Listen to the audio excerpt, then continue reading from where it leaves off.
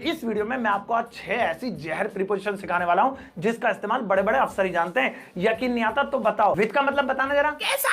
गलत है ये। बाय का मतलब बताना जरा। ये भी गलत है। फ्रॉम का मतलब बताना जरा। अलग। ये भी गलत है। टू का मतलब बताना जरा। ये भी गलत है। सिंस का मतलब बताना जरा। जब से। ये तो बिल्कुल ही गलत है। और फोर का मतलब बताना जरा। के लिए। अरे ये तो बिल्कुल ही गलत है। तुम्हें अरे मीज़ मेरी गलती थोड़ी है, मैंने थोड़ी बनाए ग्रामर के रूल। तो चलिए गाइस शुरुआत करते हैं वीडियो की। आज मैं आपको इन 6 प्रीपोजिशंस के बारे में एक ऐसी ट्रिक बताने वाला हूं जो आप लाइफ टाइम नहीं भूलेंगे। क्या आप जानते हैं with, by, from, to, since, for इन सब का मतलब हिंदी में एक ही होता है और वो है से। तो जब भी हिंदी में किसी वाक्य में से आ जाए आपको इन प्रीपोजिशंस में से ही कोई एक उठाकर वहां पर लिखनी है। देखो ये है तो 6 लेकिन इनकी कंडीशंस अलग अलग है। अब जरा ध्यान से एक एक करके सबकी कंडीशन सीख लो।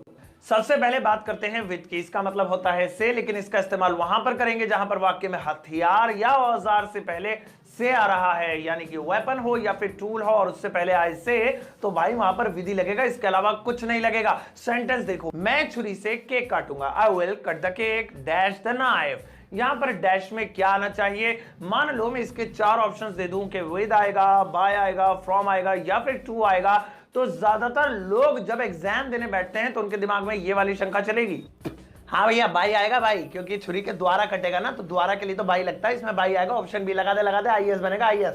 बिल्कुल इसी तरह से ज्यादातर लोग इसमें बाय का इस्तेमाल करेंगे, लेकिन ये बिल्कुल गलत है क्योंकि ये जो छुरी है ये एक हथियार यानी वेपन की कैटेगरी में आती है। तो ऐसी कंडीशन में हमें यहां पर विद ही लगाना होगा। I will cut the cake with the knife. मैं पेचकस से टीवी खोल रहा था। I was opening the TV dash the screwdriver. अब यहाँ पे डैश आ रहा है, भाई क्या आना चाहिए? बिल्कुल करेक्ट, यहाँ पर भी विद आएगा क्योंकि स्क्रू ड्राइवर यानी कि पेचकस और फिर ये तो एक टूल है यानी कि एक औजार है, तो हथियार या औजार से पहले जैसे कि मैंने बताया हिंदी में से आएगा तो अंग्रेजी में वहां पर विद लगाएंगे। यहां पर एक और चीज का ख्याल रखना है, जब भी हथियार की बात होती है तो हमारी नजर में मिसाइल, तोप, छुरी, चाकू, तलवार ये सब आती हैं, और जब औजार की बात होती है तो पेचकस, प्लास और आपके पाना, हथौड़ी, ये सारी चीज दिमाग में आती है। लेकिन यहां पर हम गलत हैं। टूल की कैटेगरी में सिर्फ यही चीज नहीं है, हर वो चीज जिससे आप अपना काम निकलवा लें वो एक टूल है। एग्जाम्पल के तौर पे यह है गार्नियर का फेस वॉश फॉर मैन जिसे मैं रोज लगाता हूं और इतना हैंडसम दिखता हूं, और ये है जॉनसन्स बेबी पाउडर जिसे मैं बचपन में लगाता था, इसकी वजह से अस्पताल की नर्स मुझे फॉलो करती थी। तो कुल मिला के यहां पर मेरे पास 2 प्रोडक्ट्स हैं जो बिल्कुल कॉमन सी चीज है, ना तो ये हथियार है ना ये औजार है, यानी कि ये टूल्स भी नहीं है। अब जरा ध्यान से देखो, अगर इस पाउडर के डिब्बे का ढक्कन ना खुले और मुझे क्रीम मिल जाए और मैं इसके जोर से इसे खोल दूं, तो यहां पर ये जो क्रीम है ये एक टूल बन गई। तो हर वो चीज जिससे आप अपना काम करवा लेते हैं वो एक टूल बन जाते हैं। तो कुल मिला के यहां पर मैं कह सकता हूं मैंने क्रीम से ढक्कन खोला। I opened the cap with the cream. तो विद इसलिए लगाया क्रीम से पहले क्योंकि यहां पर मैंने क्रीम का इस्तेमाल एक टूल की तरह किया है, ना कि किसी ब्यूटी प्रोडक्ट की तरह। तो अगर आपके कपड़े आपके पड़ोसी की छत पर गिर गए हैं और आप अपने जूं वाले सर से एक पिन निकालती हैं और उसे मोड़ती हैं, धागा बांधकर उससे कपड़े को खींच लेती हैं, तो वो पिन भी एक टूल बन जाएगी और उससे पहले विद लगेगा। अब बात करते हैं बाय के बारे में। वैसे तो बाय का मतलब द्वारा होता है, लेकिन प्रीपोजिशन में इसका मतलब भी से ही होता है। जहां पर भी यात्रा की बात होगी वहां पर बाय लगाएंगे। जैसे मैंने कहा मैं रेल से आऊंगा, यहां पे यात्रा करने की बात हो रही है, ट्रैवल की बात हो रही है। तो चलो बनाते हैं, आई विल शैल भी लगा सकते हैं।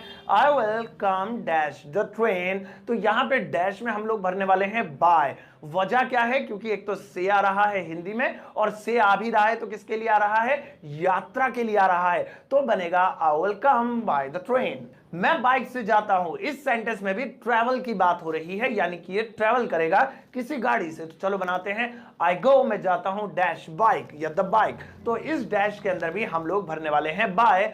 आई go by the bike. Next है फ्रॉम। फ्रॉम का मतलब भी होता है से, लेकिन जब भी कोई दो चीजें ऑपोजिट दिशा में जा रही हैं, यानी एक दूसरे से अलग हो रही हैं, दूर जा रही हैं, ऐसी कंडीशन में फ्रॉम का इस्तेमाल करते हैं। जैसे मैंने एक सेंटेंस यहां पर बोला, पत्ता पेड़ से गिरा। अब इस सेंटेंस को पहले ट्रांसलेट कर लेते हैं। पत्ते को बोलते हैं लीफ, तो लिख दिया द लीफ। गिरने को बोलते हैं फॉल, ये पास्ट इंडेफिनिट टेंस है, सेकंड फॉर्म लगा दी। Fell dash the tree. अब भाई इस डैश में मुझे हिंदी में से लिखा हुआ है ना, उसकी इंग्लिश आनी है। अब से की इंग्लिश के लिए तो वही 6 प्रीपोजिशन मैंने आपको बताई थी। अब 6 में से कौन सी लगाएं? सिचुएशन मिलाकर देख लो। क्या इसमें किसी हथियार या औजार की बात हो रही है? नहीं हो रही, तो विद तो आएगा नहीं। क्या इसमें यात्रा की बात हो रही है? यात्रा भी नहीं हो रही, तो बाय तो आएगा ही नहीं। क्या इसमें अलग होने की बात हो रही है? बिल्कुल, पत्ता पेड़ से अलग हो रहा है क्योंकि वो गिर रहा है, तो फिर भाई इसके अंदर फ्रॉम ही आएगा। The leaf fell from the tree. मैं जेब से मोबाइल निकालूंगा। I will take out mobile dash the pocket। यहां पर टेक आउट शब्द निकालने के लिए इस्तेमाल हुआ है।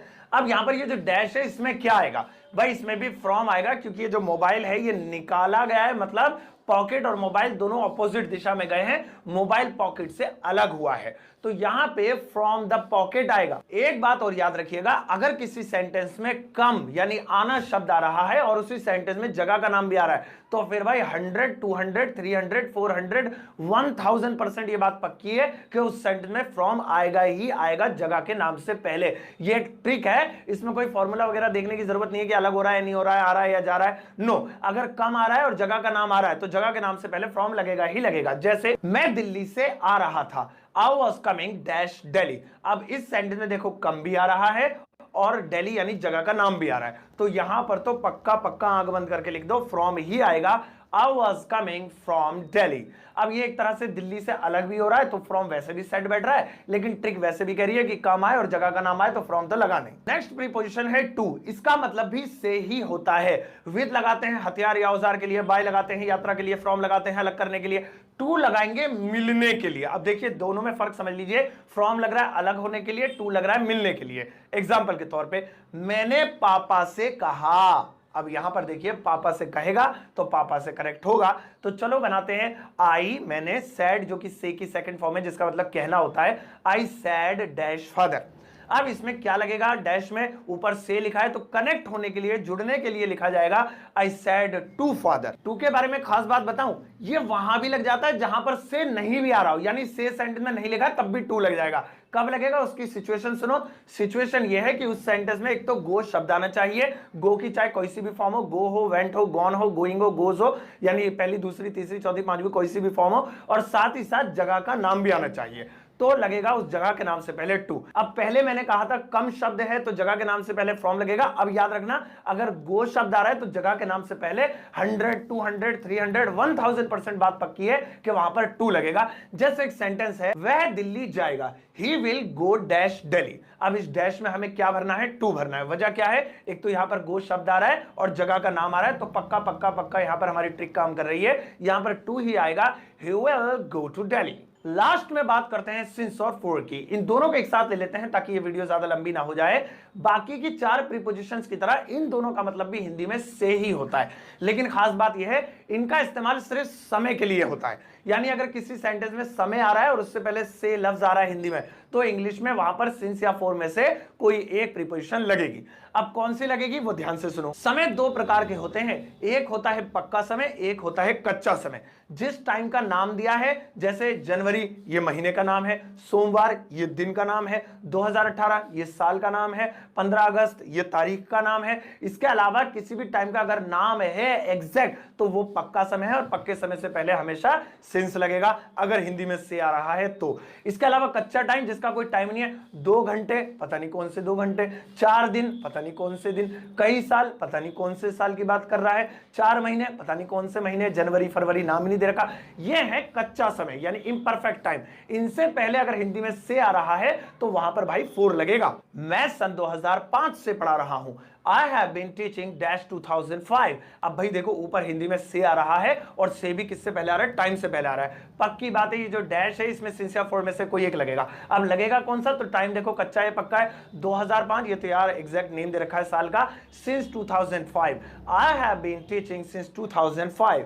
मैं 13 सालों से पढ़ा रहा हूं, I have been teaching dash 13 years। अब भाई इस डैश में क्या आएगा? हिंदी में लिखा है से, वो भी टाइम से पहले, तो पक्की बात है सिंस या फॉर में से कोई एक आएगा। अब टाइम कच्चा या पक्का, तो 13 साल है, पता नहीं कौन से 13 साल, ये तो आज भी 13 ही लिखा है, 10 साल बाद भी 13 ही लिखा होगा, 50 साल बाद भी 13 ही लिखा होगा। तो ऐसी कंडीशन में यह है कच्चा टाइम, तो भाई इसमें आएगा फॉर 13 years। तो गाइस अब आपको इन सभी प्रीपोजिशंस का इस्तेमाल बिल्कुल सही तरीके से आ गया होगा। एक बार फिर से इन सभी 6 की 6 प्रीपोजिशंस पर यहां पर 6 सेंटेंसेस बनाकर दिखाए गए हैं। इन हर एक में आप सबकी दोबारा से कंडीशन समझ जाएंगे। वीडियो को पॉज करके एक बार ये सब पढ़ लेना। अगर अभी भी कोई डाउट है तो इस वीडियो के कमेंट बॉक्स में आप मुझसे पूछ सकते हैं। हमेशा की तरह मैंने आज भी आज के पढ़ाए हुए टॉपिक पर आपके लिए कुछ यूवर्क तैयार किया है, जो इस वीडियो के कमेंट बॉक्स में है। वहां पर जाइए और उसे ट्रांसलेट कर आइए। अगर कोई गलती होगी तो मैं कमेंट कर बता दूंगा, नहीं तो लाइक कर उसे चेक कर दूंगा। ये वीडियो आपको कैसे लगी मुझे जरूर बताइएगा। सबके साथ शेयर भी करिएगा फेसबुक और व्हाट्सएप और इंस्टाग्राम पर, और इस वीडियो को एक लाइक कर दीजिएगा ताकि अगला पार्ट जल्दी से आ जाए।